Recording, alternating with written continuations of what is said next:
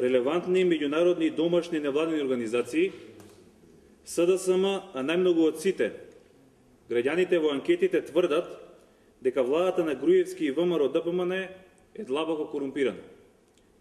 Негативните ревизорски извештаи, криминалните јавни набавки, наместени тендери со огромни провизии, богатењето преку ноќ на истакнати функционери стана заштитен знак на владата на Груевски и ВМРО ДПМН.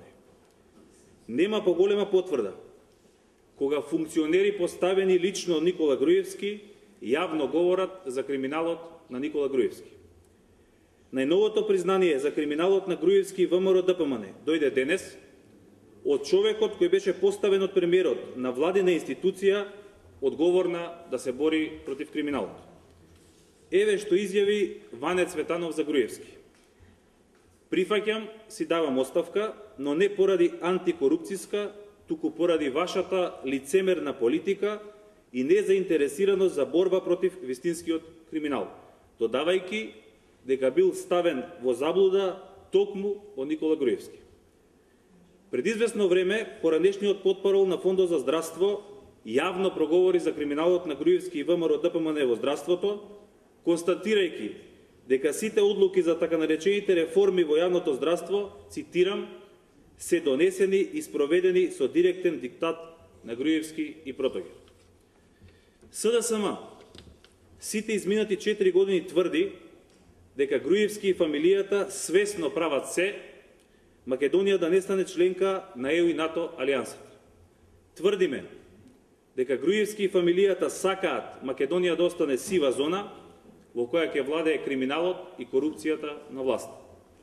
Затоа воопшто не беше случајно што поранешниот висок владин функционер, државниот секретар во секретаријатот за европски прашања Перо Димшовски, пред повеќе од една година напуштајќи функцијата изјави, цитирам: на Македонија и треба премиер за евроинтеграција.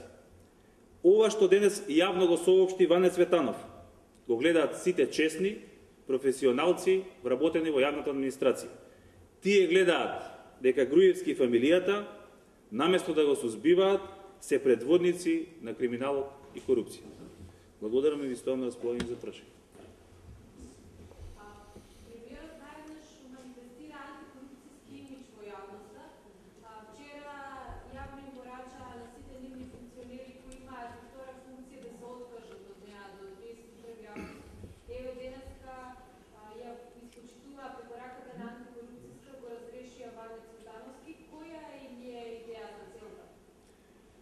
Прво, не знам дали на Груевски му е јасно да се почитуваат законите во Република Македонија не зависи од одлука на ВМРО ДПМН.